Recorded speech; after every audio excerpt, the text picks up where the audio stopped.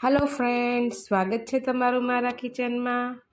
આજે આપણે બનાવીશું વ્રત કે ઉપવાસ હોય ત્યારે ફટાફટ બની જાય તેવા ઇન્સ્ટન્ટ લાઈવ ઢોકળા, જે એકદમ સોફ્ટ અને ટેસ્ટી બનશે અને ઉપવાસમાં ખાવાની પણ ચટણી સાથે કે સોસ સાથે મજા આવશે। તો ચાલો રેસીપી બનાવવાનું ચાલુ કરીએ। તેના માટે આપણે ઢોકળાનો સ્પેશિયલ ઇન્સ્ટન્ટ લોટ તૈયાર કરી લઈશું। તેના માટે મેં અહીં હાફ કપ જેટલો મોરૈયો કે સામો લીધો છે। તમે સામો પણ લઈ શકો। મેં અહીં મોરૈયો લીધો છે અને 1/4 કપ જેટલા સાબુદાણા લીધા છે।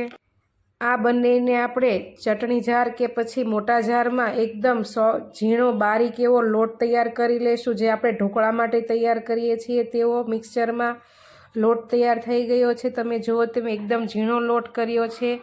આ લોટ તમે દળીને ફ્રીજમાં રાખીને મહિના સુધી રાખી શકો તો પણ સારો રહેશે। તમારે જ્યારે તેમાંથી ગમે તે ફરાળી પેટીસ કે પછી વડા કે ઢોકળા જે બનાવવું હોય તે બનાવી શકો।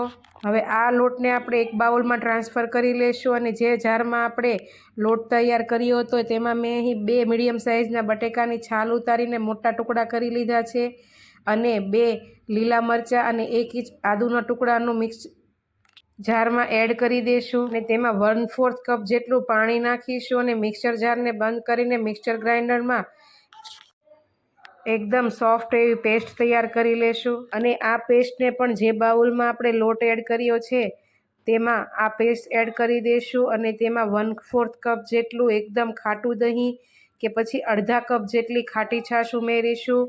મારી પાસે ખાટી છાશ હતી એટલે મેં તે લીધી છે। તમે દહીં પણ એડ કરી શકો અને હવે તેને વિપ્સથી બરાબર મિક્સ કરી દઈશું। 1 થી 2 મિનિટ સુધી આવી રીતે વિપ્સથી મિક્સચર તૈયાર કરીશું અને હવે તેમાં સ્વાદ પ્રમાણે મીઠું નાખીશું અને ફરી પાછું હાફ કપ જેટલું પાણી નાખીને મિક્સર જારમાં જે પેસ્ટ રહી છે તે લઈ લેશું અને તેને થોડું થોડું પાણી એડ કરીને આપણે જે ઢોકળા માટે ખીરું તૈયાર કરી રહીએ છીએ તેવું જાડું બેટર તૈયાર કરી લેશું અને ફરી પાછું તેને 2 મિનિટ સુધી ફેટી લેશું, જેનાથી એકદમ સ્મૂથ પેસ્ટ તૈયાર થઈ જશે અને એકદમ ખીરું તમારું લીસું થઈ જશે। અને હવે તેને આપણે 15 થી 20 મિનિટ માટે રેસ્ટ આપી દેવાનો છે।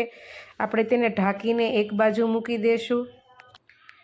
15 થી 20 મિનિટ થવા આવે એટલે પહેલાં આપણે મીડિયમ ગેસની ફ્લેમ ઉપર પેનમાં ગરમ પાણી મૂકીને 2 કપ જેટલું અને જાળી મૂકીને આવી રીતે ઢાંકીને મૂકી દઈશું, જેથી અંદર પાણીની વરાળ ભરાઈ જાય। 15-20 મિનિટ થઈ જાય એટલે આપણે ખીરું ચેક કરી લઈશું અને હવે તેમાં હાફ ટીસ્પૂન જેટલો ખાવાનો મીઠો સોડા એડ કરીશું અને આવી રીતે વિપ્સથી 2 થી 3 મિનિટ સુધી ફેટી લઈશું એટલે અંદર સોડા એક્ટિવ થઈ જાય। આપણે દહીં નાખ્યું છે એટલે સોડા તરત એક્ટિવ થઈ જશે અને વિપ્સ કરવાથી ખીરું તમારું ફૂલી જશે અને એકદમ લીસું અને લાઇટ કલરનું થઈ જશે। અને હવે એક થાળીને આપણે આવી રીતે તેલથી ગ્રીસ કરી લઈશું। મેં અહીં જે બેટર બનાવ્યું છે તેમાંથી 1 ડીશ ઢોકળા તૈયાર થશે।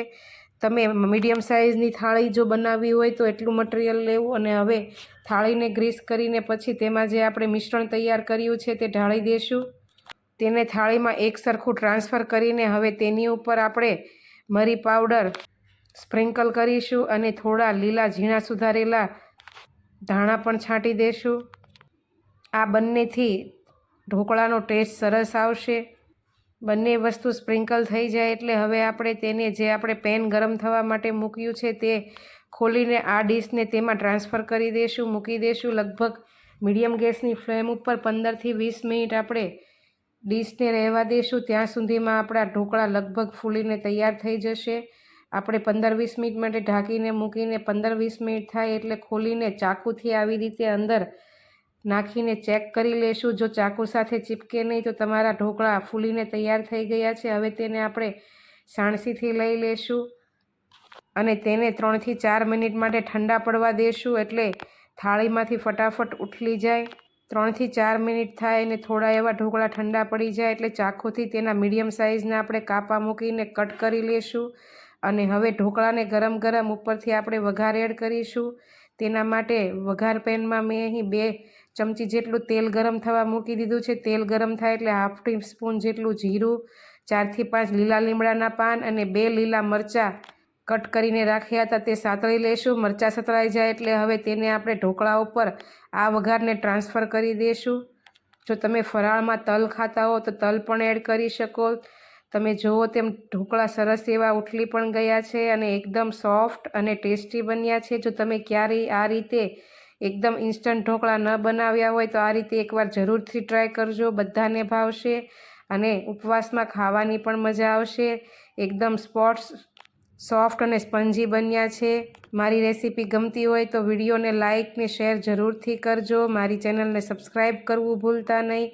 બેલ આઇકન જરૂરથી દબાવજો જેથી તમને મારી આવી નવી રેસીપીના નોટિફિકેશન મળતા રહે। તો આવી નવી રેસીપી સાથે કાલે ફરી મળીશું। ત્યાં સુધી આવજો। જય શ્રી કૃષ્ણ।